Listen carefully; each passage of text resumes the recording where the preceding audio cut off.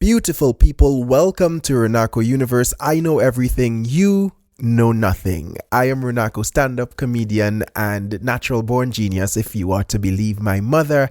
And on this podcast, I just share my knowledge with you. You lovable dummies, you need some information. So we get into everything. We get into life in Japan, we get into global issues, environmental and social issues, we get into etiquette, but never sports.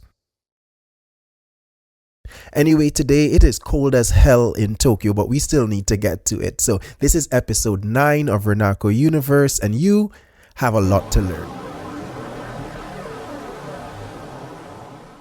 Today we're going to revisit a topic that I thought I'd not have to talk about. I think I discussed it in the first episode of the year. I don't know why, but planes are still crashing. And in the first episode of 2025, I made a real direct appeal to pilots. Hey pilots, let's stop doing this. Let's be cool and chill. No one's having a good time in these plane crashes, but it turns out that it's still happening. Most recently in Toronto, a plane literally flipped all the way upside down. Like, imagine a golden retriever that wants you to scratch its belly and it just turns over in front of you. That was the state of a full plane. Not even a piece of a plane or a small plane. It was a whole plane just on its back, just spread wide waiting for it. I think at this point as a society, we have to start doing our part, I think, to help the pilots, right? To help the pilots really get into parking and landing planes and avoiding accidents. So I think we need to enter a new space where while you're on the plane, there's no more watching movies. You don't need to watch Sleepless in Seattle again. You don't need to watch Bob's Burgers. And it's a little bit creepy how close you're looking at Tina Belcher. That is a child, animated or not. Up with the window shades, out the window, particularly when we're parking.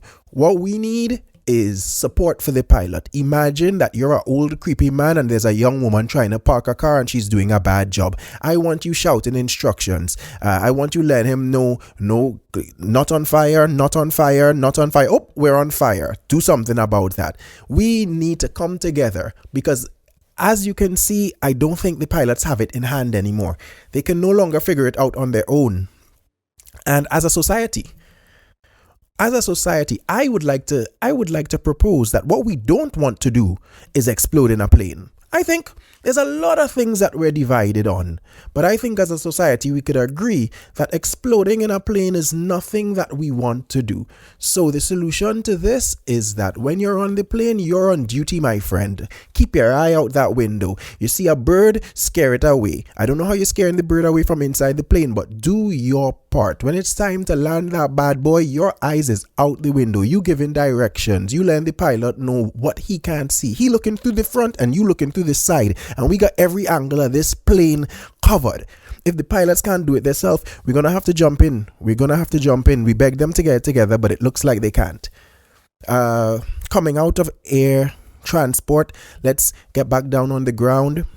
I know I say I know everything, but part of knowing everything is knowing that you don't know everything. See the levels there? And from there, you observe and you learn. Most recently, I observed a new technique for entering a crowded train that I never thought about. Generally in Japan, when the train is crowded, you enter backward so that you can push people and you don't feel yourself like aggressively pushing people forward. So as you step back, just the back of your body will push everyone on the train backwards. But I saw a man do a thing. On a crowded train in Japan, and it was genius. He entered forward. Now, by entering forward, you have immediately exposed your front side to everyone. And if they don't back and they wait for you to start pushing your front parts against them, now they've been rubbed up against. So either the person's going to be a pervert and they're going to stand still and you guys are going to have a good time, or you have now created a genital force field and you're just pushing everyone back. It was an amazing piece of science, and I think I'm going to try it at some point. I'm a little bit worried about like the height differential between me and most people on a train in Japan, but I love seeing innovation. It's brave, it's bold, it's really creating a map of safety for yourself on a crowded train. We entering the train backwards in the past. We're all about the front, baby. We're all about giving them the front today. And that's what we're going to be doing from now on. We're talking about trains. We're talking about being in public. As I said, one of the things we really love to discuss on this podcast, and I have to do my job as the knower of all things to help people figure out what's happening in society. We need to bring back couples arguing in public.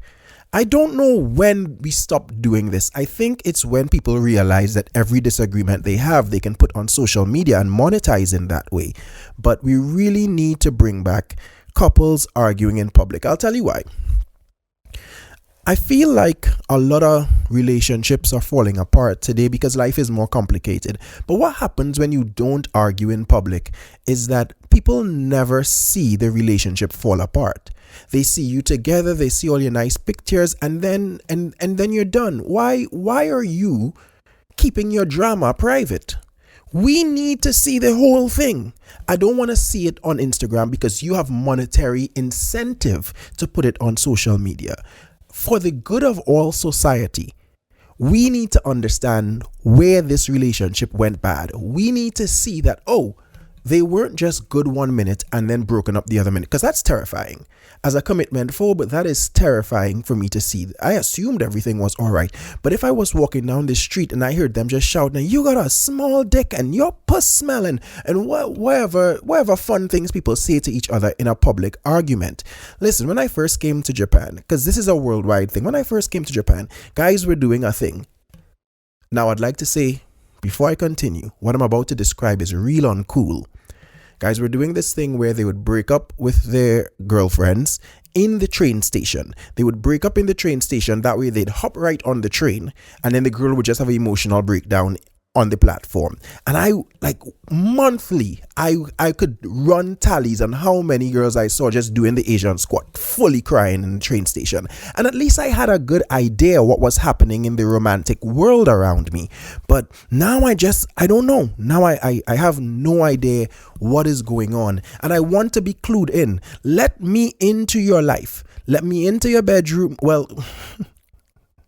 Yes, that too, but that's a discussion for another day. But let me into your low points. Don't only show me you having fun and having a good time. And I don't mean on social media. I mean just don't only be outside in public having a good old time. Bring some of the arguments out. Let's see some of it. Let's see some of it so we understand what's the start, what's the rise, and what's the end, so that it all makes sense to all of us. Couples, you got to get back fighting in public. For the good of society, you've got to get back fighting in public. Alright, so we're talking about love. Some loves end and some loves stay strong. And speaking of loves that stay strong, A$AP Rocky, rapper, was recently found innocent in his trial. And his love, Rihanna, was there supporting him.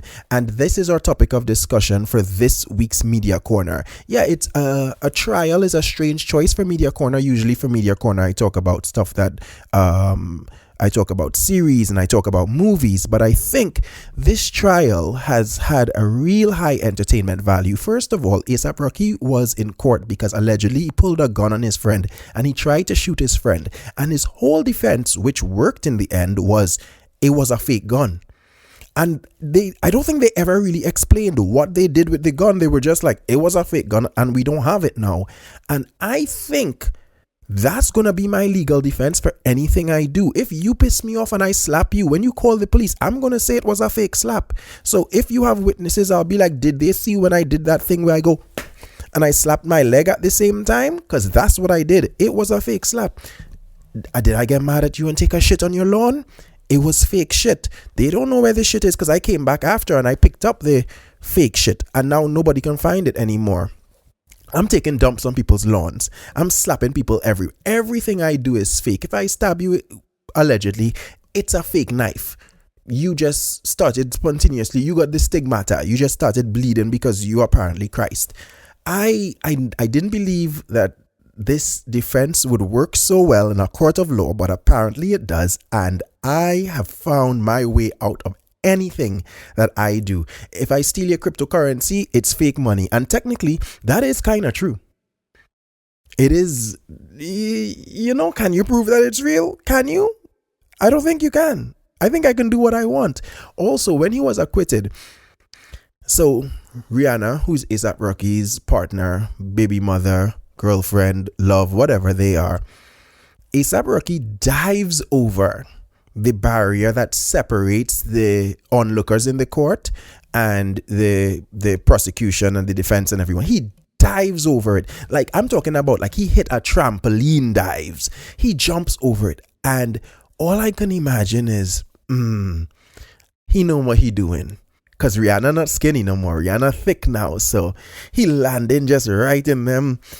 Just, I'm free. Now trap me in it, baby. Trap me in it. That's love. That's love. Let me motorboat you in court. If you love me when I am found innocent for the crime that I probably definitely did, let me motorboat you in court. Let me motorboat your big old titties in court. And if you don't, that's not love.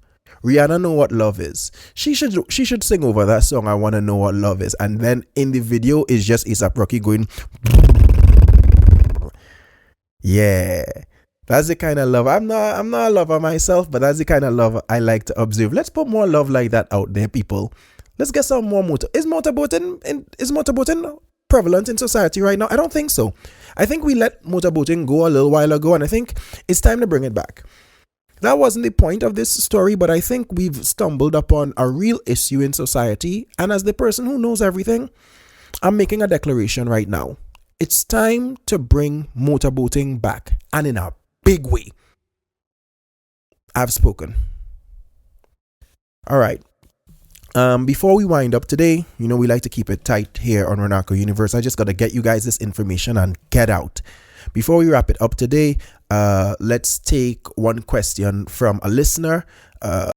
John T says, should I get life insurance? I'm in my 40s and in general, I'm a frugal guy. I don't believe in spending on things that I can't use in the present. Do you think life insurance is a necessary expense? This is a fairly serious question. And John, you've come to the right place because I know everything. Here's the thing. Life insurance, people only see a few uses for it, and that's why they don't really see it as an important expense or something they want to spend on. But let me kind of open your mind on how many different ways you could use life insurance if you were interested in purchasing it. Perhaps there's someone who you're in a long-term argument with. This person may have made threats or something similar to threats towards your person at some point. You start paying into a life insurance policy slowly. Boom, you get ill. You feel like you're coming to near the end of your life. You then put that person as a beneficiary on your life insurance. Boom, you kind of arrange a way that you die, and now you've ruined this person's life with your death. So life insurance, perhaps you mightn't see it as a necessity for that lump sum payout, but think about it as paying out in terms of revenge, getting back to people from the afterlife. Or if you don't want to get into the use of life insurance in terms of putting that money aside every month, how about putting money aside every month for other fun activities? I really believe that when you leave the earth, your presence should be felt, and there's different ways to do that. I'll share my plan with you. I won't be paying into a life insurance fund, but I do have a personal fund, and I'm going to start in a few years paying out from it and hiring strangers to just do weird things. Once I have passed, they'll have instructions to walk up to my family members and say things like, Runako says you know what you did and he hasn't forgiven you. They wouldn't have done me anything, by the way. I just want to insert, I think part of life is mystery. And if I can give mystery from beyond the grave, that I think would really make me feel like I've served my society in a good way. Another line I'm planning to use is, Runako, so imagine a scenario. You knew me in life. You're walking down the street one day and someone walks up to you and just grabs your hand and their eyes roll back and they go, Runako said he left it in the butter drawer for you. And they leave. You've never seen this person in your life. You don't even know their connection to me. Me and you not even that good. You just knew that I died and maybe you went to the funeral. So now you've got to figure out, what did I leave for you in the butter drawer? More importantly, what is a fucking butter drawer? And now I from beyond the grave have now inserted a lot of interest, a lot of activity into your life and your livelihood. And those are the ways that we can use investing and use putting aside money for our death to really make the meaningfulness of our life extended. It doesn't need to be life insurance, John, but I do truly believe in the benefit of squirreling away some money for after death activities.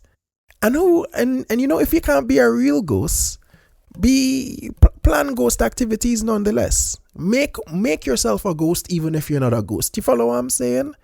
And I think that's the best advice you're going to get on that from anybody. I think just follow what I said. However, you think you can follow it, and don't ask anyone else for advice, because I don't think there's better advice to be had than what Runako has to tell you. I think that's going to be it for today.